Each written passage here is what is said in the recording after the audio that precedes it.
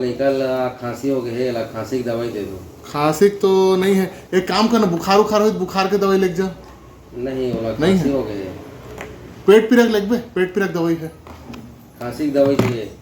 Vitamin लिख जा, बने वाला विटामिन है मोती, विटामिन की दवाई लिख जा। नहीं, खांसी की दे दो ना डॉक्टर साहब। अरे खांसी की दवाई तो नहीं है अभी। कैसे ठीक हुई डॉक्टर साहब खांसी? देख भाई, खांसी की दवाई लिखे से मोल मना करे, अब खांसी कैसे ठीक हो ही, अब ऊपर वाला जाने कैसे ठीक हो, भगवान जाने।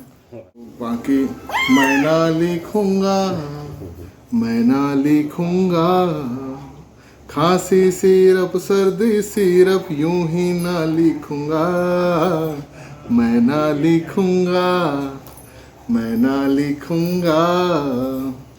धन्यवाद।